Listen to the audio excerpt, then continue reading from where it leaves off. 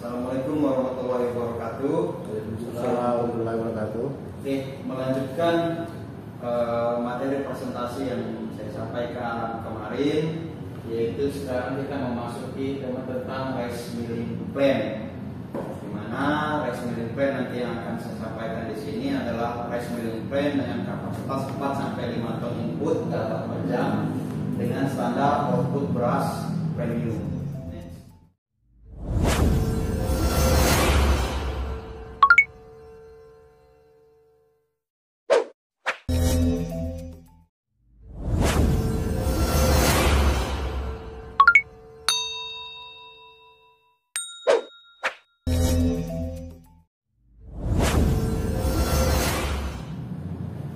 Nah, ini rice milling plan sendiri merupakan susunan konfigurasi lengkap mesin-mesin proses pengolahan dari gabah kering giling sampai dengan menjadi beras premium.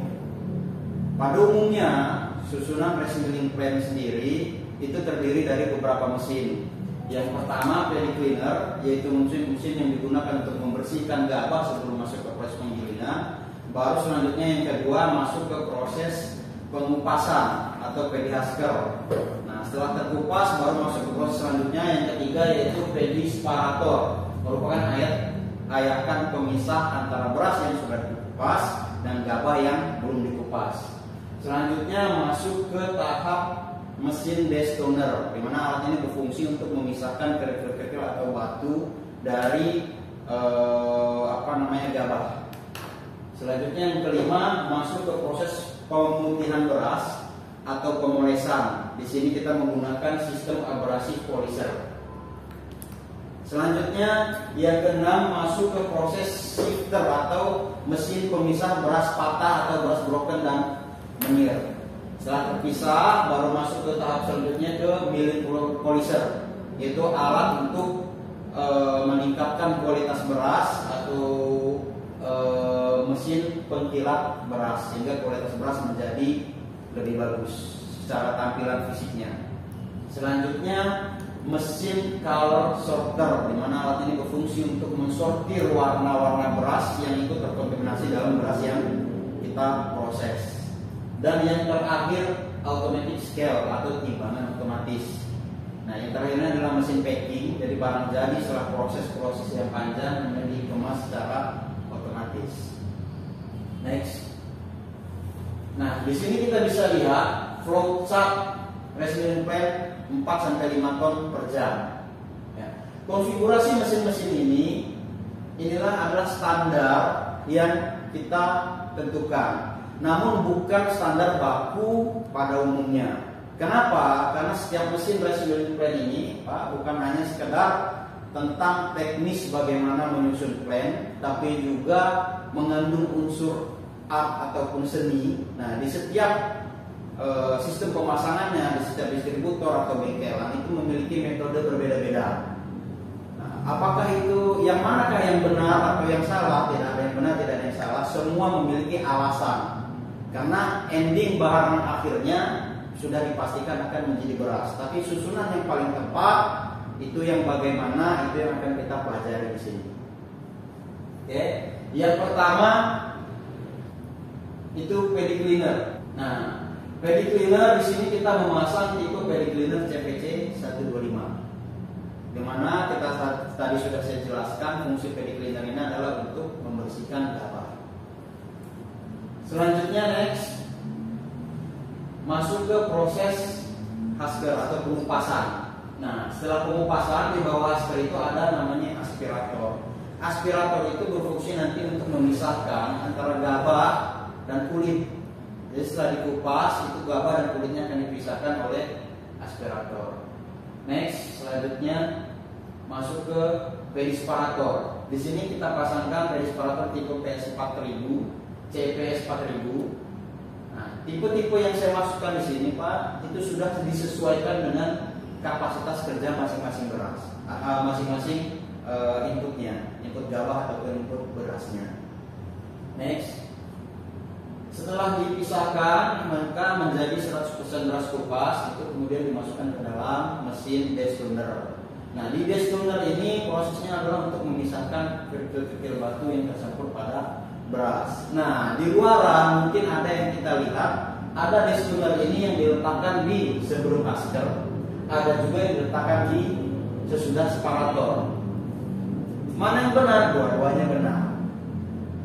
Secara teknis dua-duanya benar, karena secara fungsi dia ditugasi untuk memisahkan kerikil. Nah, cuman kenapa pada kita itu kita letakkan setelah separator? Ada beberapa keuntungan yang bisa kita ambil jika kita letakkan setelah separator. Yang pertama, sudah bisa dipastikan itu beras lebih bersih, sehingga perawatannya akan lebih mudah dibandingkan jika destoner ini diletakkan di sebelum masker atau pecah kulit. Nah, karena kalau kita letakkan di sebelum pecah kulit, Pak, itu cenderung gabah itu memiliki kontaminasi kotoran atau debu yang sangat tinggi, sehingga perawatan di destonernya akan lebih lebih berat. Yang kedua, kalau kita letakkan di setelah separator, maka yang dipisahkan dari batu adalah bentuknya sudah pasti beras. Kalau diletakkan di sebelum pecah kulit atau husker, itu yang dia akan memisahkan batu atau kerikil batunya dari gabah, dimana kita sama-sama tahu gabah itu tingkat abrasifnya, tingkat gesekannya sangat tinggi sekali seperti amplas. Jadi kalau diletakkan di sebelum pecah kulit, berarti bentuknya masih gabah, sehingga dampaknya usia dari mesin destonernya dikhawatirkan akan menjadi lebih cepat haus, cepat kalah dibandingkan kalau kita letakkan di setelah separator. Karena kalau setelah separator sudah pasti yang dipisahkan dari batunya adalah bentuknya sudah menjadi beras. Nah, kalau beras kan dia agak licin, sehingga secara umur talang ataupun umur mesin di stoner ini bisa menjadi lebih panjang. Jadi perawatannya lebih mudah, lebih bersih, dan usianya lebih panjang. Itu sebabnya kita letakkan di sesudah separator. Selanjutnya setelah di stoner sudah 100% beras kupas dan sudah terbebas dari kontaminasi batu, baru masuk ke selanjutnya menggunakan vertikal abrasi poliser. Di sini yang kita pasangkan jenis vertikal abrasi poliser VA500. Kenapa VA500? Karena kapasitas poliser VA500 ini berkisar dari 2 sampai 3 ton per jam. Kalau kita isi input awalnya gabah 5 ton per jam, gabahnya, maka sudah dipastikan berasnya tidak mungkin 5 ton. Kenapa? Karena di situ ada kulit. Dimana rata-rata pada umumnya kulit itu persentasenya dari 1 butir gabah, itu persentase kulit itu mengandung bobot 22% rata-ratanya. Sehingga jadi beras pecah kulitnya atau beras kupasnya tinggal kita bagi 5 ton dikurangi 22%, sehingga kapasitasnya hanya tinggal 3 ton. Jadi kalau kita berikan kapasitas abrasi poliser yang lebih besar daripada ini, kurang connected, kapasitasnya tidak terkoneksi dengan baik. Jadi mengatur susunan plate ini, Pak, yang betul-betul juga harus diperhatikan adalah kapasitas masing-masing mesinnya. Jadi setiap kapasitasnya itu akan memberikan kontribusi susunan yang berbeda-beda. Gitu. Jadi kalau karena kita memiliki beberapa tipe VA atau abrasi poliser, ada yang VA 1000, VA 500, itu tergantung barisan sebelumnya. Begitu juga destoner, begitu juga separator. Nah, di sini karena kita membahas 4 sampai 5 ton, makanya saya gunakan VA 500. Oke. Nah, kenapa harus menggunakan abrasi poliser 2 kali? Tidak lain tidak bukan tujuannya adalah ingin mencapai hasil maksimal, rendemen maksimal, tanpa mengurangi atau tanpa merusak si beras itu sendiri. Karena potensi broken suatu beras itu biasanya sumbernya dari mesin-mesin pemulais atau mesin-mesin penguji beras ini. Nah, jadi abrasi poliser yang pertama nanti akan kita setting tugasnya untuk melukai kulit arinya saja. Jadi keluar dari abrasi yang pertama ini dia berasnya tidak terlalu putih, masih semi-semi coklat, tapi dia sudah terluka kulit arinya. Nah, barulah di abrasi yang kedua itu kita bersihkan kulit arinya. Barulah itu yang dipoles abrasi yang kedua ini berasnya sudah menjadi putih. Nah, dengan metode ini saya brokennya itu tidak terlalu tinggi. Karena tekanan yang diberikan dari polis ini sangat rendah sekali, atau istilahnya di lapangan itu dipoles lari.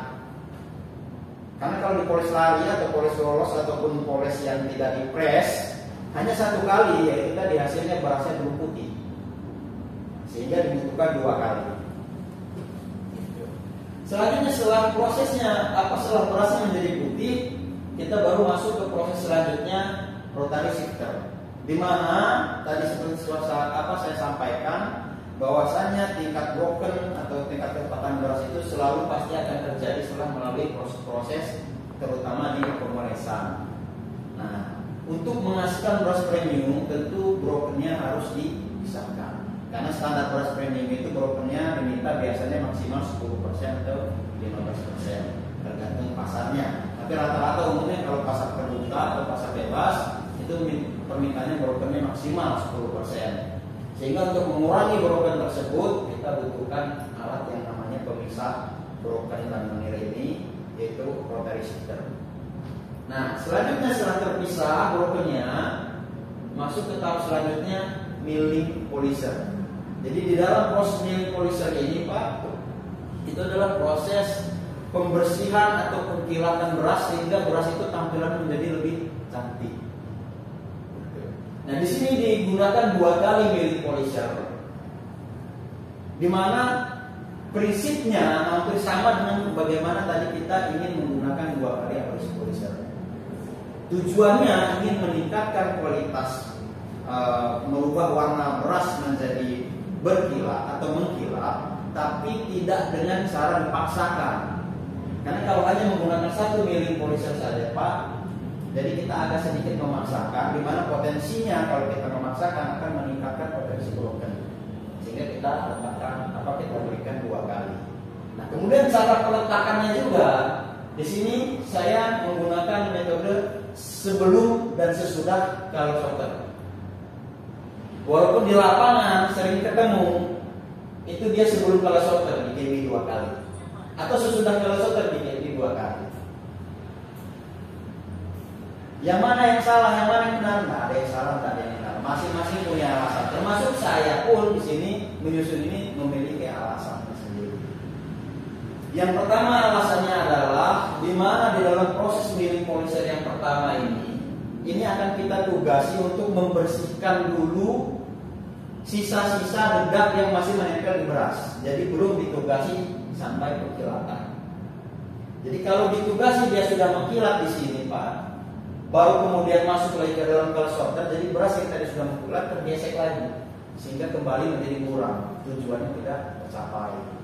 Nah, dengan metode ini, jadi di milling polisher pertama, teknik pertama, kita tugasi ini tekniknya hanya untuk menghilangkan dedak-dedak yang masih menempel pada beras dulu. Setelah itu berasnya sudah bersih tapi belum terlalu mengkilat. Nah, baru kita lakukan sortir, kita pisahkan butir-butir warna berasnya. Setelah dipisahkan butir warna beras, baru selanjutnya di kepi lagi, barulah tampil berasnya mengkilat. Nah, setelah mengkilat langsung kita packing sehingga kilat dan kualitas kecerahan berasnya itu terjaga. Next. Nah, ini setelah milling polisher kita masukkan ke dalam color sorter. Di sini tugas untuk memisahkan butir-butir warna, kontaminasi warna yang terikut dalam beras. Jadi kalau kita lihat di pasaran harga-harga beras premium yang 12.000 ke atas itu sudah pasti berasnya warnanya seragam. Nah, untuk memastikan keseragaman warna beras itu maka dibutuhkan alat pemisah warna ini untuk menentukan standarnya beras sehingga menjadi dikategorikan premium. Oke, next. Barulah yang terakhir itu ke automatic scale, timbangan. Baru kita timbang, kita packing dan siap untuk dipasarkan. Jadi sampai di sini pemaparan saya. Wabillahi taufiq wal hidayah. Wassalamualaikum warahmatullahi wabarakatuh.